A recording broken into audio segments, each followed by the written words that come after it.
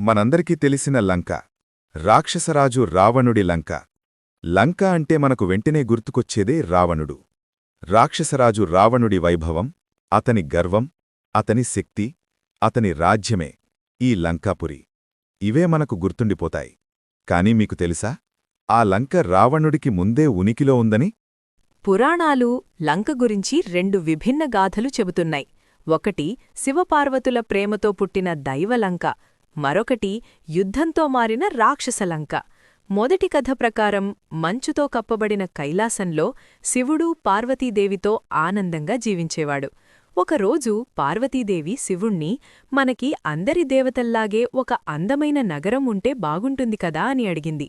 దాంతో ఆ పరమశివుడు తన పత్ని కోరికానుసారం దేవతల శిల్పి అయిన విశ్వకర్మని పిలిచి తమ కోసం ఒక అందమైన నగరాన్ని నిర్మించి ఆ గృహప్రవేశ క్రతువు కోసం బ్రాహ్మణుడైన రావణుణ్ణి పిలుస్తాడు. అలా వచ్చిన రావణుడు ఆ నగరాన్ని చూసి ఆశపడతాడు. ఆ కోరికని అదుపు చేసుకుని వచ్చిన క్రతువుని దిగ్విజయంగా పూర్తిచేస్తాడు. దాంతో శివుడు ఆనందించి రావణుణ్ణి ఏమి కావాలో కోరుకో అనగా రావణుడు ఆ లంకానగరాన్ని కానుకగా అడుగుతాడు. అలా శివుడి నుండి రావణుడు లంకానగరాన్ని పొందాడని ఒక ప్రతీతి. రెండవ ప్రస్తావన ప్రకారం యుగాల యుద్ధాల తరువాత లంక ఒక నిశ్శబ్దధామంగా మారింది. అదే సమయంలో ఆ పవిత్ర భూమికి అడుగుపెట్టాడు శివభక్తుడు, యక్షరాజు, కుబేరుడు. అతని దైవభక్తికి మెచ్చిన బ్రహ్మదేవుడు సంపదల అధిపతిగా వరమిచ్చాడు, మరియు ఆకాశాన్ని ప్రయాణించగలిగే పుష్పక విమానాన్ని వరంగా ప్రసాదించాడు.